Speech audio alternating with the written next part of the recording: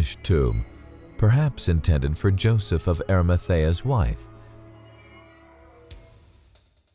Covering the tomb that you can see in front of you, except that this right-hand side had collapsed, we think, due to earthquake damage, and at that time they strengthened it with these stone blocks. Now, when you go into the tomb, don't think it's a natural cave that's been adapted as a tomb. It's not. It's been cut out of the rock, just as described in the Bible, and it's a large and impressive tomb, speaking of it being the tomb of a rich man like Joseph of Arimathea. A poor person couldn't afford a tomb of this kind. Now, when it was in use as a tomb, the entrance was much lower than you see it at the moment. We think it was only about 1 metre high, so you'd have to bend down to look into it or to go into it. And as you probably know, it was sealed by a large rolling stone, wasn't it?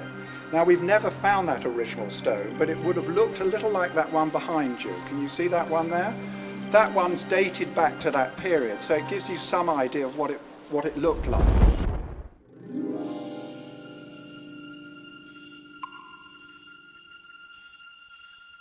There's no smell or sense of decay. If this had been Joseph of Arimathea's unfinished family tomb, it would almost certainly have looked like this. Jesus rose from the dead in 3 days, and his body did not decay. That the tomb was prepared in a hurry. Here are the chisel marks to show where the rock was hollowed out.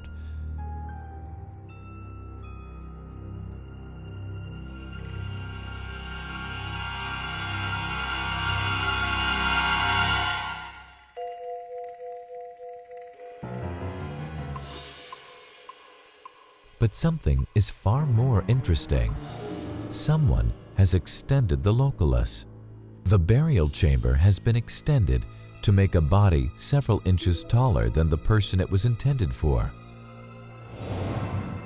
We know that if this is the tomb used to bury Jesus, the stonemason was in a hurry because all preparations had to be completed by the Sabbath. The tomb was originally designed for someone 5 feet 8 inches tall, quite tall in ancient times. The loculus has been hastily lengthened, and the space is now something over 6 feet. It is believed that Jesus was around the same height as our cameraman, 5 feet 11 inches tall. Now we come to investigate the area outside the tomb. There is a large cistern which confirms that it was almost certainly a garden in Jesus' time. The dry climate meant saving water for irrigation in underground containers in the rock. This cistern holds 250,000 gallons of water, the third largest in Jerusalem, and it must have been used to irrigate a large and luxuriant garden.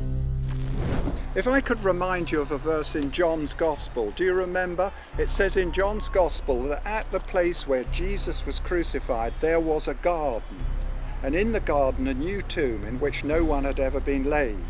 Now, we've seen the possible site of the crucifixion at that place called Skull Hill. Here we are in a beautiful garden, but what's the evidence to say there was a garden here at the time of Jesus? If you look at this photograph, I think this shows you part of the evidence that tells us there was a garden here at that time. This is a very large water cistern. As you know, they dug them all over Israel in the past, didn't they, to store the rainwater in the winter so they had plenty of water for the dry season. This one, the head of it, is just over there and it goes deep underground. It's the third largest water cistern in Jerusalem and it takes about 1 million litres of water, and it's been dated back to pre-Christian times, so it's over 2,000 years old. So it was certainly here at the time of Jesus. Now, the discovery of this cistern and also an ancient wine press that's been found here tell us this was a garden at that time, not the sort of garden that you're looking at now, but we believe it was a cultivated area, and we think it was probably a vineyard for growing grapes with lots of water in these to water those grapes.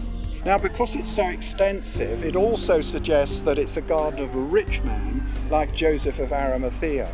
We know he was wealthy, don't we? The Bible tells us. And if you remember, he and Nicodemus, they'd both become secret followers of Jesus, hadn't they? But in the end, they had the courage to come out in the open, and they went to Pilate, the Roman governor, asked for his body, and the Bible says they buried him in Joseph's own new tomb. So all the three things described in John's Gospel are found here on this site. So you can see how well it does fit the biblical account. The cistern and the winepress are circumstantial evidence, but the most telling piece of evidence is just outside the tomb. St. Matthew tells us that after Jesus' body was prepared for burial and the disciples had sent their farewells, the tomb was closed by rolling a huge circular stone across the entrance and sealing it in place. The heavy stone and seal were fitted on the orders of Pontius Pilate, the Roman governor.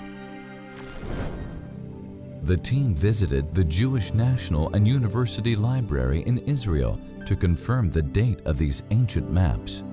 Dated 1584, 300 years before the Garden Tomb was discovered. How did the printmaker know of these locations? Both these sites were covered in rubble and not fully excavated until the 19th century.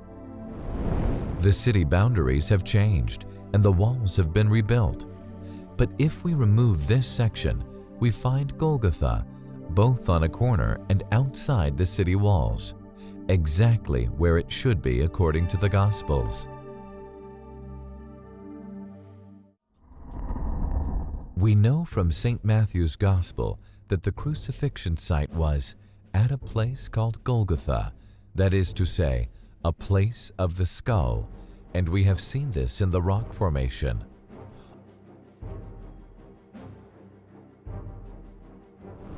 Only yards from here, there is a tomb cut from the rock, which St. Matthew describes thus: after wrapping Jesus in a clean linen cloth, Joseph of Arimathea laid him in his own new tomb, which he had hewn from the rock. But the Bible also says there was a violent earthquake, and interestingly enough, there is a large earthquake crack here in the rock face. Can you see that? Which could, of course, be evidence of that very earthquake.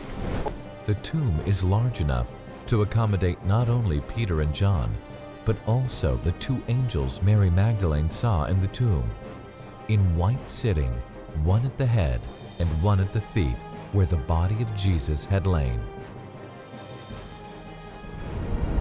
We know from the graffiti inside the tomb that it was a place of worship only decades after the resurrection.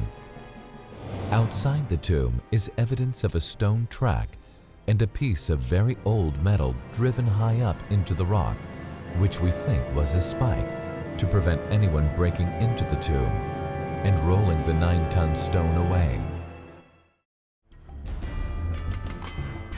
Jesus said, "Go into all the world and preach the good news to all creation.